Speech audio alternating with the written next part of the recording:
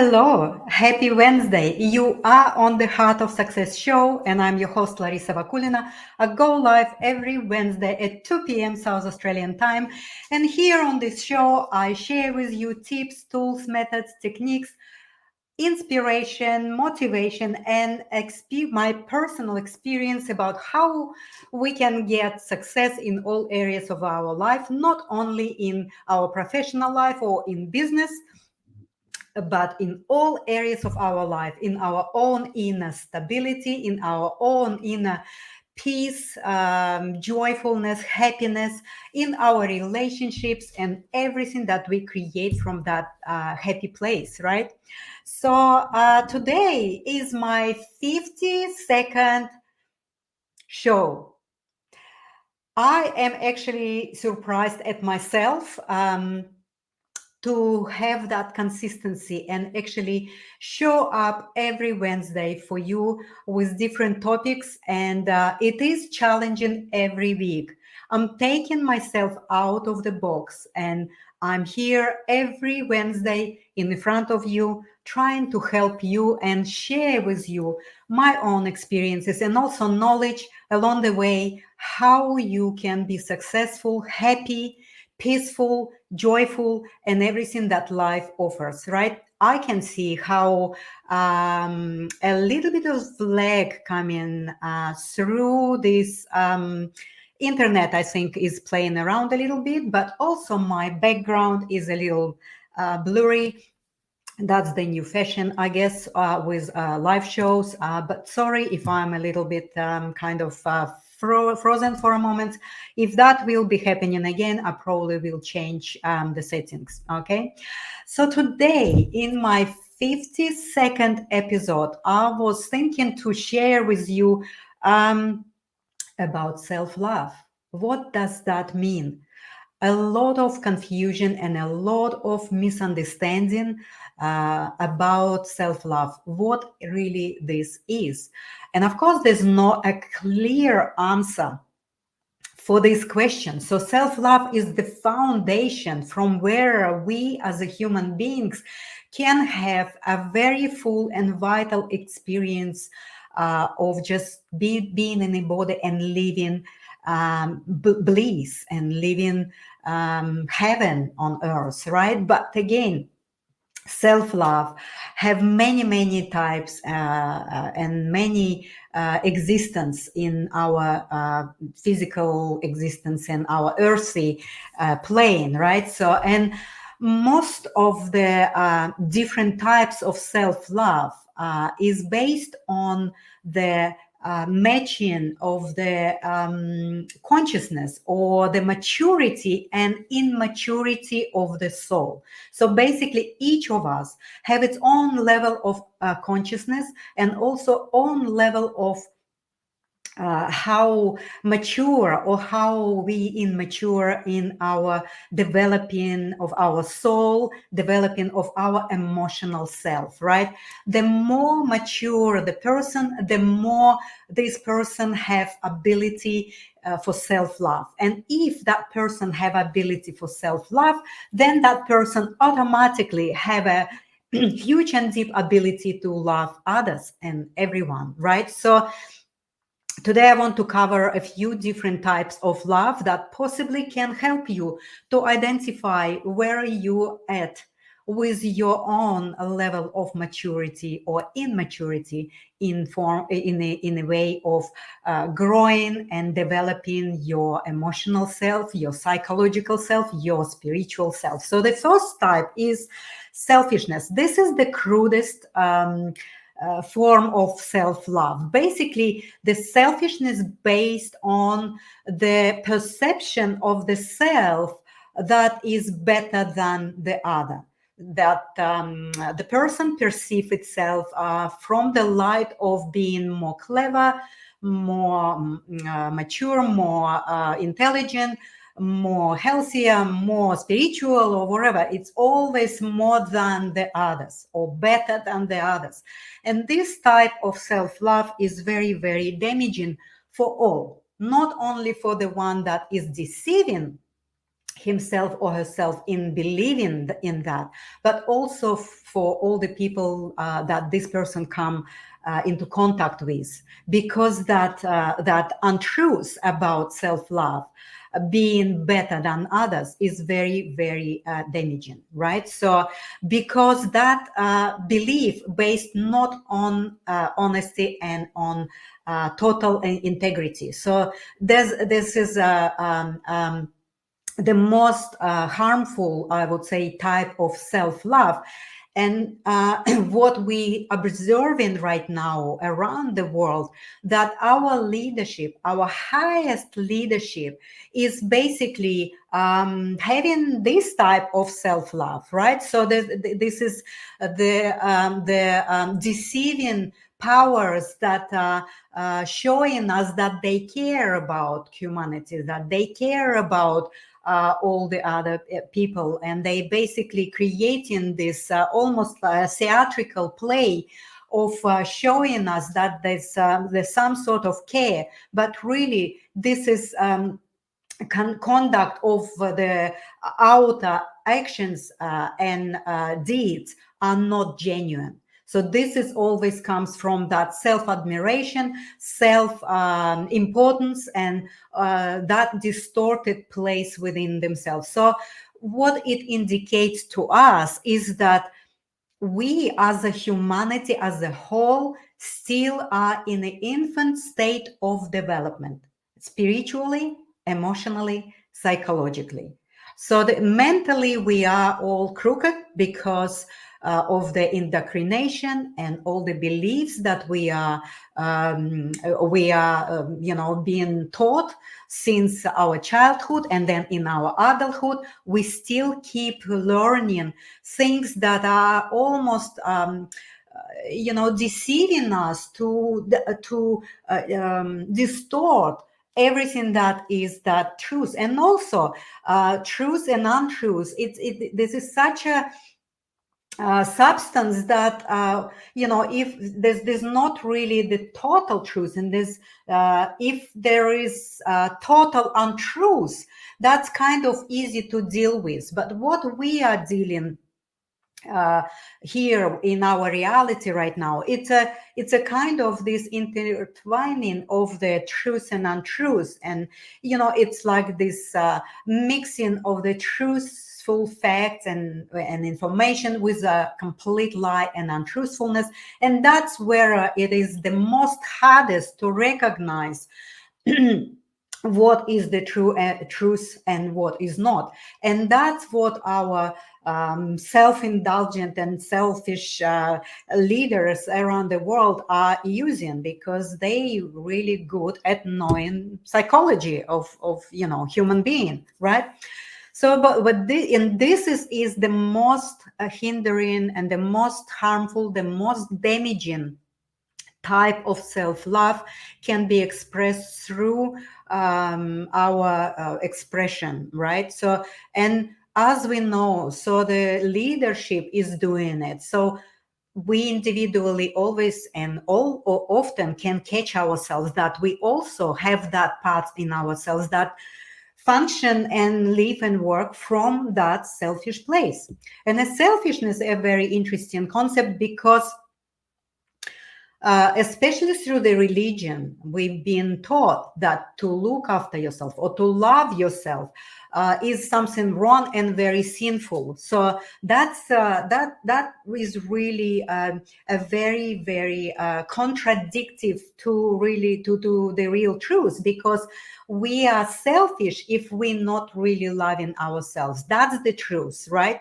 If we're not healthily loving ourselves, well, then we are living in a very, very selfish space, because then we harming, we damaging, we make people suffer, and we kind of thinking that because we constantly try to do good for others, because we want to feel good, we want to be looked at ourselves in a good good light, and also we waiting for other people to admire us, and we do anything to actually help others, and we neglect ourselves, and that's really is the selfishness, because we can help others only when we can help ourselves first, and that's really is the selfish act of not seeing it. So it's all perverted into a very, very different type of the explanation when we grow up. And that also creates a lot of guilt in people. So I would like to jump onto the second type of the self-love, which is feelings of inferiority and self-contempt, right? So this stems from the rebellion attitude towards authority. And this kind of, imply this attitude in life. It's like you hope to get something from life without even investing in it. You don't want to take risk, you don't want to be exposed, but you want all the good stuff come to your life. It's almost like the type of self I would say it's kind of almost cheating life, right? It's rejecting life in itself, because you just kind of want to have something without even trying to invest in what you want, right? So eventually, and that's what I believe a lot of businesses based on this concept of competition, basically. Looking at some disadvantages groups of people and create and wanting to have advantage at the cost of the disadvantage. I mean, it's like that kind of dynamics going on in business to lower the price and investment in a product or service, to actually deceive the clients and customers into buying something because they disadvantage in some sort of, because they don't have these things, right? So this is all very deep concepts to start to explore for each of us. And also in a business world, I think that there's the tendency right now, as everything is changing and collapsing, is to start to build businesses from that integrated place, from the place of that honesty, and explore areas, exploration of the inner place from where the business is created. So the times where there's deceiving kind of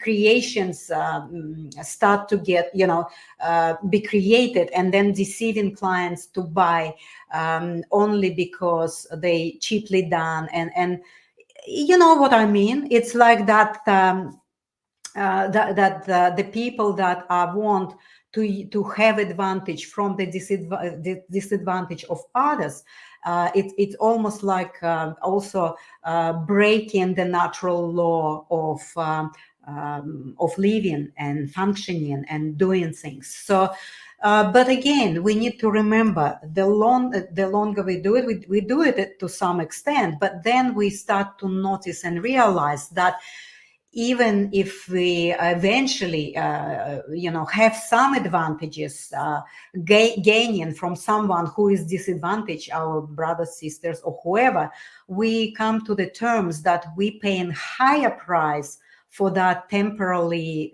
advantage that we have from these actions, right? The third type of the self-love, based on the misconception that it is a sinful and a wrong. That's what I already mentioned. It is mostly come from this religious kind of dogmas that you are selfish, you're sinful if you really doing things and living your life for yourself. So this is really a complete lie and untruthfulness. And of course, when we start to realize that we need to love ourselves and live our truth, that can hurt people. Of course, it can hurt people, but it also can hurt us if we not to, right? So there's no really a clear formula for these things, but this is life itself. It flows through these situations on a daily basis, and it require and basically we need to make decisions every day, and making decisions is a prerequisite for a healthy life.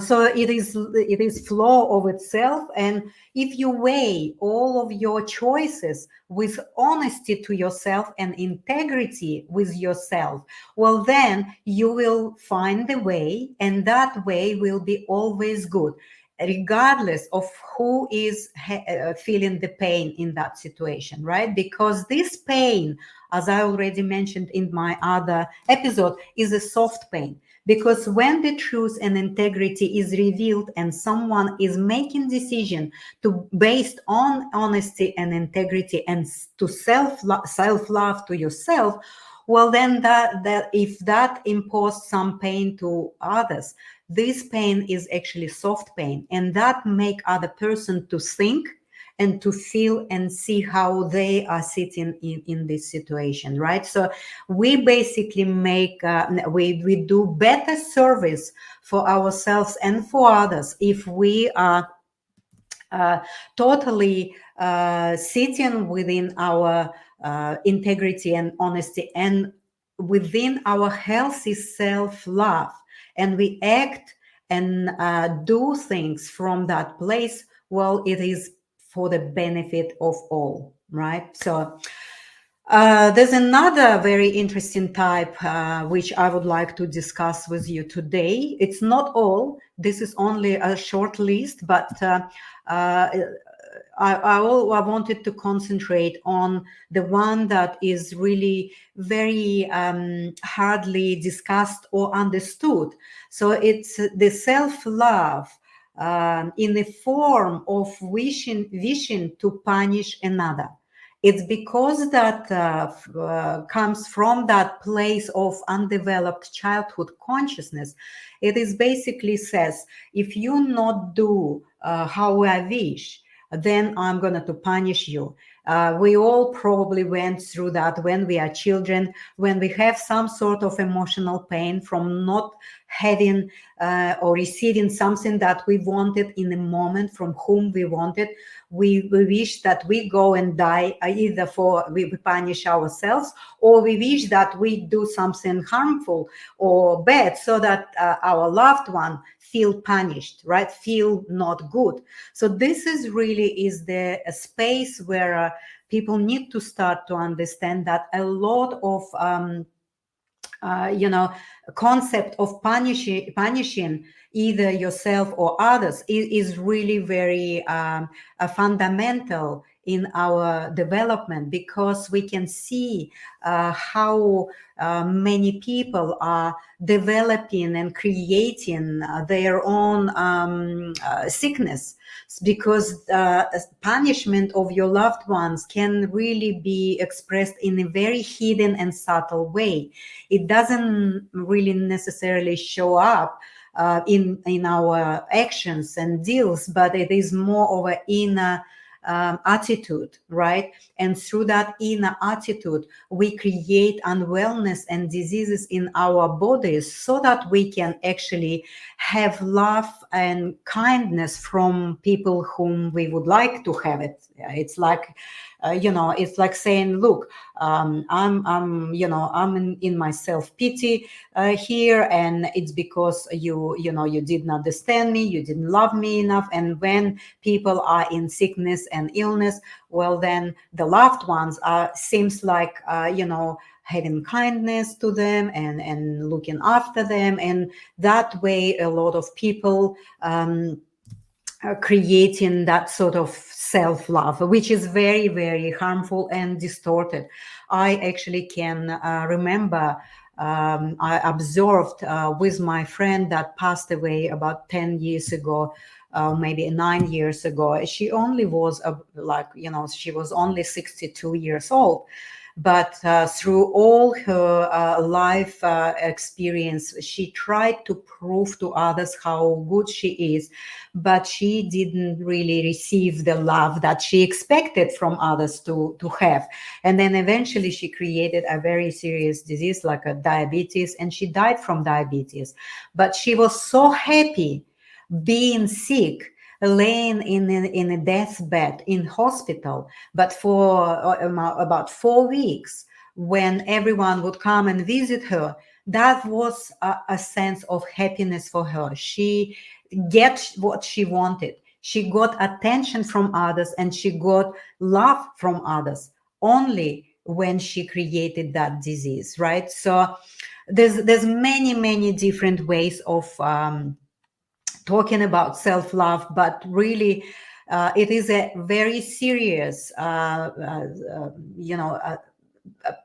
space, an energetic space, in an emotional place, where we have to start to develop and strengthen our healthy self-love, because all of these four types that I described with you today is really very distorted. They look like they self-love, because it's really like you think about yourself and you act and behave for yourself. But what is really self-love uh, is honesty, integrity, self-exploration, self-examination in areas where you feel not in harmony and not in balance with yourself, not in center is in yourself. So it's like that journey to self-awareness. That is self-love. Like for me, when I actually by myself got myself into the illness, and I can tell that I developed it out of not being loved, right? So this is unconscious desire to attract love through the disease. If I didn't feel loved being healthy, well, then I would like to have love being unhealthy. But in my case, I really quickly become aware of what I was doing unconsciously, and I turned that around and I took my power back again.